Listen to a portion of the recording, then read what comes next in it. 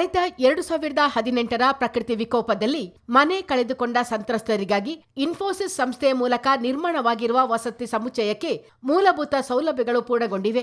ವರ್ಷಗಳಿಂದ ಚಾತಕ ಪಕ್ಷಿಗಳಂತೆ ಕಾಯುತ್ತಿರುವ ಸಂತ್ರಸ್ತರು ಹೊಸ ಮನೆ ಪ್ರವೇಶಕ್ಕೆ ಸಿದ್ಧತೆ ಮಾಡಿಕೊಂಡಿದ್ದಾರೆ.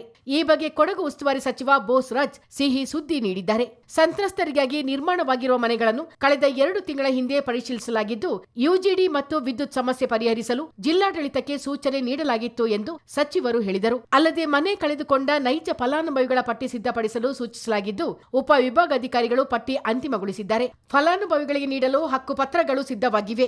ಅಲ್ಲದೆ ಮೂಲಭೂತ ಸಮಸ್ಯೆಗಳು ಪರಿಹಾರ ಕಂಡ ಹಿನ್ನೆಲೆಯಲ್ಲಿ 1 ತಿಂಗಳೊಳಗೆ ಹಕ್ಕುಪತ್ರಗಳನ್ನು ವಿತರಿಸಲಾಗುವುದು ಎಂದು ಬೋಸರಾಜ್ ಹೇಳಿದರು. ಇಲ್ಲೇ ಬಡವರಿಗಾಗಿ ನಿರ್ಮಾಣ ಮಾಡಿರ್ತಕ್ಕಂಥ ಮನೆಗಳು ಭಾಳಷ್ಟು ವಿಳಂಬ ಆಗಿದೆ. ಅದನ್ನು ನಾನು 6 ತಿಂಗಳ ಹಿಂದೆ ಬಂದಾಗ ಅಲ್ಲಿ ವಿಸಿಟ್ ಮಾಡಿದೆ ಅಧಿಕಾರಿಗಳ ಜೊತೆಯಲ್ಲಿ, ಶಾಸಕರ ಜೊತೆಯಲ್ಲಿ. ಅಲ್ಲಿ UGD ಪ್ರಾಬ್ಲಮ್ನೂ ಇತ್ತು ಮತ್ತು ಪವರ್ ಪ್ರಾಬ್ಲಮ್ ಇತ್ತು.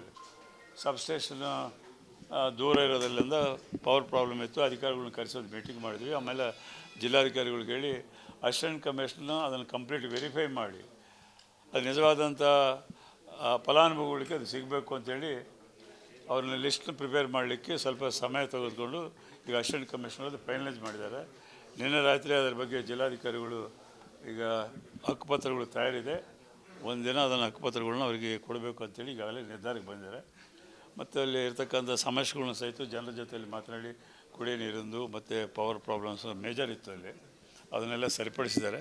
ಹಾಗಾಗಿ ಬರುವಂಥ 1 ತಿಂಗಳ ಒಳಗಾಗಿ ಅದನ್ನು ಹಕ್ಕುಪತ್ರಗಳು ಕೊಡ್ತಕ್ಕಂಥ ನಾಳೆ ಸಾಧ್ಯದರೆ 25-26 ತಾರೀಕು ನಾನು ಮತ್ತೆ ಇಲ್ಲಿ ಇರ್ತೀನಿ. ಅವತ್ತು ಶಾಸಕರ ಜೊತೆಯಲ್ಲಿ ಮಾತಾಡಿ ಸಾಧ್ಯದರೆ ಅವತ್ತಿಗೆ ಅದನ್ನು ಬಗೆಹರಿಸುವಂಥ ಪ್ರಯತ್ನ ಮಾಡ್ತೀನಿ. ಈ ವೇಳೆ ವಿರಾಜಪೇಟೆ ಶಾಸಕರಾದ AS ಪೊನ್ನಣ್ಣ, ಜಿಲ್ಲಾ ಕಾಂಗ್ರೆಸ್ ಅಧ್ಯಕ್ಷ ಧರ್ಮಜ ಉತ್ತಪ್ಪ, ಮುಖಂಡರಾದ KB ಶಾಂತಪ್ಪ, ತೆನ್ನೀರ ಮೈನಾ, ಸೂರಜ್ ಹೊಸೂರು ಮತ್ತಿತರರು ಹಾಜರಿದ್ದರು.